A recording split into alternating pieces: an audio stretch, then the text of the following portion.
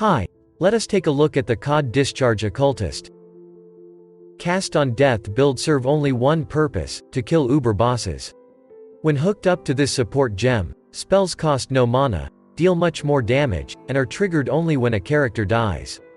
You can link them with one of the most powerful spells in the game, which is Discharge. Pick an ascendancy with guaranteed extra charge. It can be, for example, an assassin with his unstable infusion or slayer with masterful form. We've selected Occultist with forbidden power for more maximum power charges and increased damage per power charge. With Badge of Brotherhood, your maximum frenzy charges equal the number of power charges. With 2 Call of the Brotherhood rings, almost all that lightning damage from power charges gets converted to cold. As an Occultist, you're also specialized in cold damage with Void Beacon and Frigid Wake.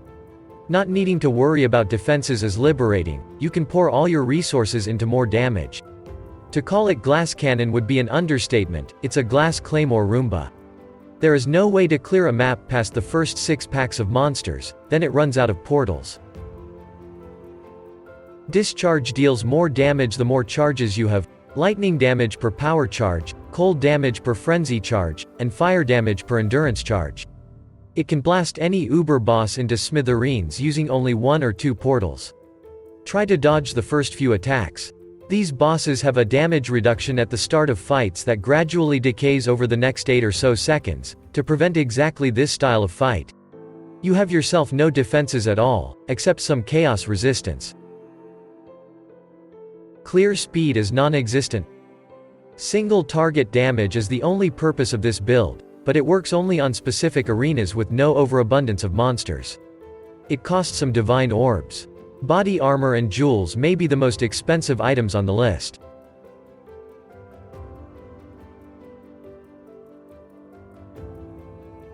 There's not a lot of room when it comes to adjusting the build. We would recommend equipping all the unique gear pieces with an exception of a helmet and boots. As mentioned, body armor here is the most expensive piece, amulet too. A bit. It's important to keep in mind the trigger order of skills here: main hand, then helmet, then body armor, then gloves, then boots. Socket skills you want to be triggered before discharge in staff and helmet.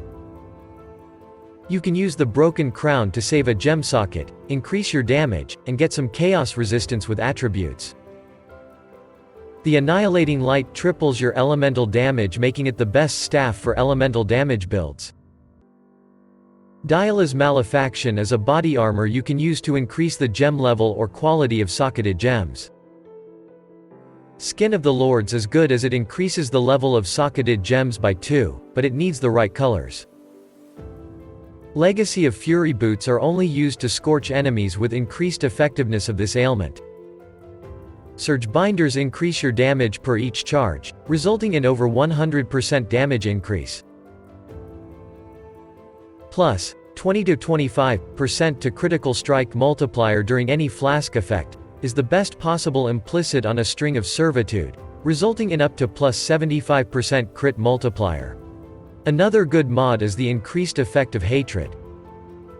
Your maximum frenzy charges are equal to your maximum power charges with Badge of the Brotherhood around your neck. It's a substantial boost to your damage, as you only stack maximum power charges.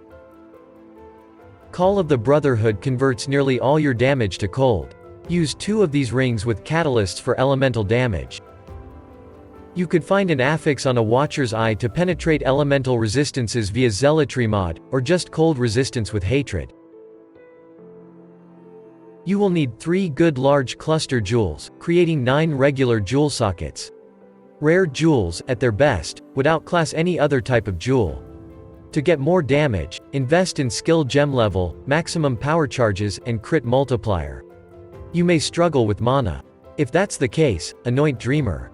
To have some life left after using Dodre's elixir 3 times, you will need some chaos resistance, but it's provided by other flask and gear pieces. On a rare helmet, seek a modifier for an extra maximum power charge, Warlord's Prefix, or reduction to cold res for nearby enemies, Redeemer's Suffix. A corrupted helmet could also get you an extra maximum power charge. If you're using a rare helmet, you will probably need rare boots for strength, dexterity, and chaos resistance. From red orbs, you can get Flame Golem's buff effect or Scorched Ground. There's one useful corrupt implicit for 1 extra maximum endurance charge, not very good. On rare jewels look for crit multiplier, prefixes are in this case more specific, and thus more potent. Remember that Discharge counts as fire, cold, and lightning skill. Use 3 cold damage large cluster jewels with Snowstorm, Stormrider, or Blanketed Snow for prefixes, and any suffix notable.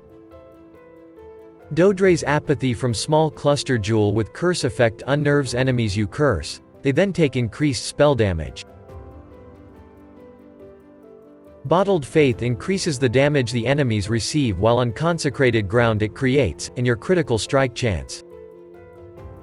Atziri's Promise adds some extra damage in form of chaos damage and chaos resistance. Dodre's Elixir grants charges on use, but you will also take chaos damage, so be careful. With some chaos resistance, you should be able to use 3 of them in a short sequence to gain 9 of all charges. It leaves you with no space for any other flasks.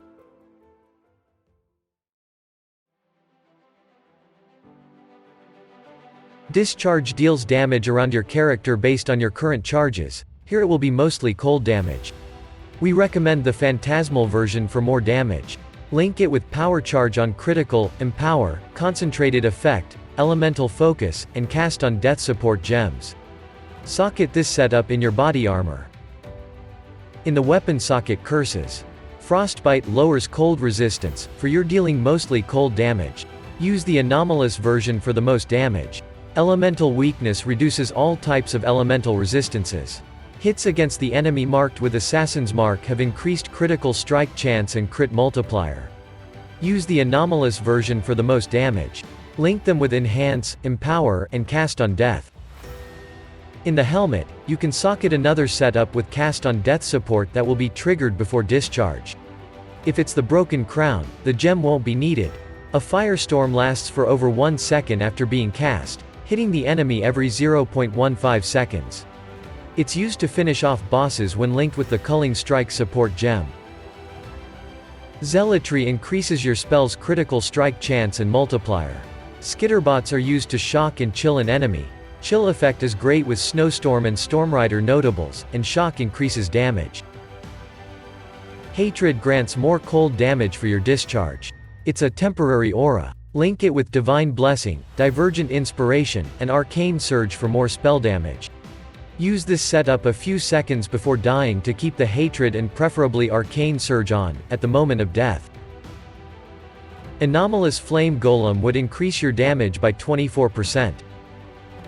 Divergent Righteous Fire grants you more and increased spell damage, but be quick, it drains your life very fast. You could also use the Vol version if you have high resistances.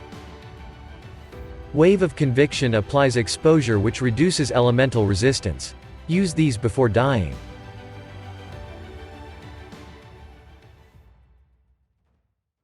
Kill all the bandits in Act 2 for 2 extra passive skill points. As Pantheon offers only defensive utilities, it doesn't really matter what you choose. We've selected Soul of Solaris for 8% reduced elemental damage taken if you haven't been hit recently to take less damage from Righteous Fire. On the passive skill tree, we've allocated all the maximum power charges by following the outermost ring at the top. This also allows you to pick the outer jewel sockets and allocate 3 large cluster jewels. What's left is to get some critical strike nodes for spells, aura effect, reservation efficiency, and elemental damage. Remember to pick Pain Attunement and Whispers of Doom. Allocate Charge Mastery for increased damage per charge, increased crit multiplier against unique enemies as Critical Mastery, Critical Strike multiplier as Staff Mastery, increased effect of auras as Aura Mastery, and reduced mana cost of skills as Mana Mastery if you need it.